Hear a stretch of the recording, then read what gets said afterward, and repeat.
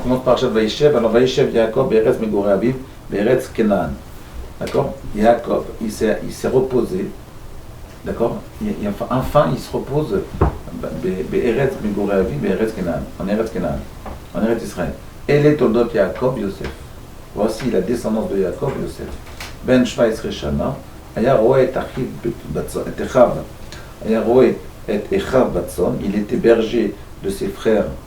Il était berger du troupeau de ses frères. Et Nahar et Beni Bilhav et Beni Zilpa. Et il était adolescent.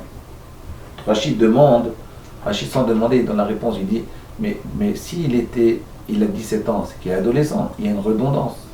Rabbi Yosef, vous connaissez ce cours? Il y a une redondance. Pourquoi on dit qu'il est adolescent et qu'il a 17 ans? Rachid répond, il dit, c'est quoi Nahar? Be'u Nahar, Elen Tolot Yaakov Be'u Nahar, Shaya Ose Maasin Narut. Il faisait des actes d'adolescent. Mais Taken Besaro, il a rangé ses cheveux, et Mashmesh Be'inav, et il mettait du ricil là sur ses yeux, là, sur les cils. Mais Mashmesh Be'inav, Kedeshi Nira, fait pour paraître beau, pour paraître beau. Il y a Yosef Hatzaï qui dit qu'il est très beau. Qu'est-ce qu'on a besoin de dire? Qu'il a rangé ses cheveux. Est-ce que vous avez une idée? Incroyable quand même. Si on a un très très grand enseignement dans la technique d'éducation des enfants. Ça veut dire qu'il était adolescent, il a rangé ses cheveux et il s'est rangé les yeux. Alors les yeux on comprend parce que Yosef c'est Ben Porat Yosef, Ben Porat Alaïn. Yosef, si vous voulez, c'est celui sur lequel il a plus travaillé sur le Haïnara. D'accord. Quand on veut se protéger de l'Haïnara, on dit Ben Porat Yosef, Ben Porat Alaïn. D'accord. Et Yosef il protège du Haïnara, c'est les Arabes Yosef. Dans le Zohar, c'est écrit que Yosef il protège du Haïnara. Parce qu'il s'est tellement protégé lui-même, il ne s'est pas montré souvent. Mais quand il était adolescent, il avait 17 ans, il s'arrangeait les cheveux et les yeux. Les yeux, je ne sais pas ce qu'il faisait. Mais les cheveux, pourquoi? Alors, je vais vous dire pourquoi. Parce qu'en réalité, les cheveux, ça a une très grande symbolique. Quelle est la symbolique des cheveux? Vous savez que tous les organes du corps humain sont liés à des mitzvot. La Gemara, à la fin du traité de Makot, elle dit que Tariad mitzvot, il y a Ramach et Borim et Shasa Kidim. Il y a Ramach 258. 148. Hein? 248 mitzvot AC, qui correspond à 248 organes du corps humain. Il y a 365 mitzvot lota AC, des mitzvot négatives, qui sont dans la Torah, qui représentent les nerfs. Les nerfs. Les nerfs, ça veut dire les vénères. Les nerfs.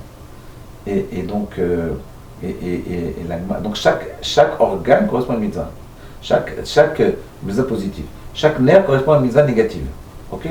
Et à quoi correspondent les cheveux? Alors le Gaon de Vilna, il ramène Shirachirim qui dit que vous tsotav taltalim.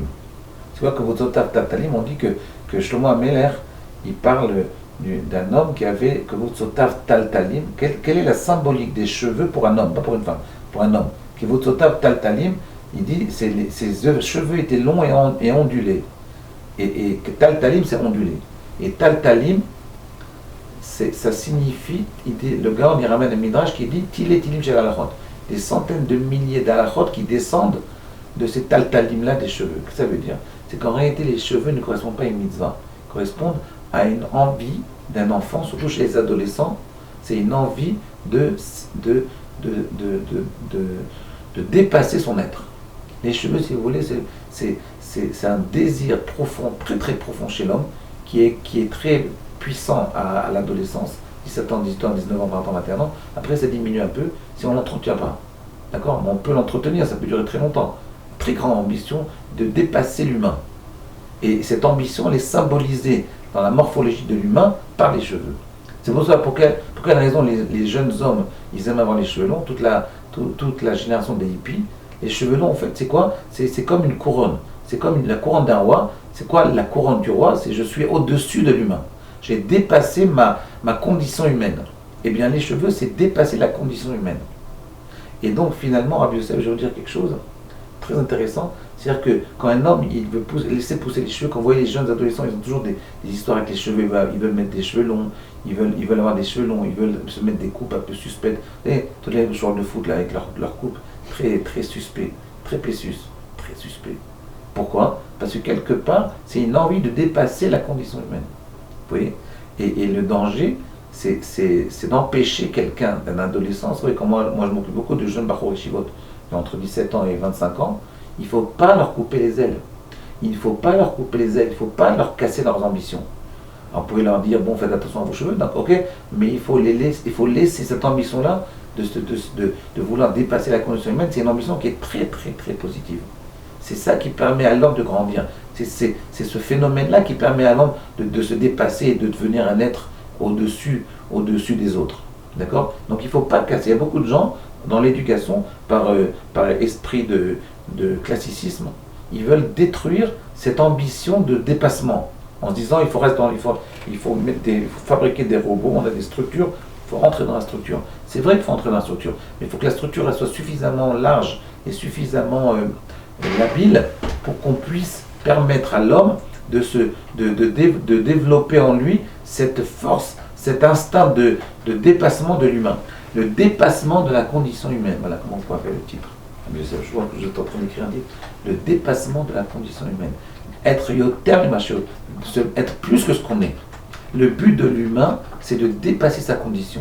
En travaillant sur les midotes, en travaillant sur toutes ces pulsions négatives, l'homme, à quoi il essaye d'atteindre? Qu'est-ce qu'il essaie d'atteindre? Il essaie d'atteindre le dépassement de l'humain. Quand un homme il étudie la Torah, qu'est-ce qu'il veut exactement en étudiant la Torah? Quelque part, au-dessus de tout, à part la connaissance, à part les religions, à part la chokhma immense que peut nous donner la Torah, elle nous donne aussi la possibilité de dépasser l'humain, d'atteindre le divin, d'avoir un peu de divin dans l'humain, de dévoiler le divin qui est au plus profond de l'humain.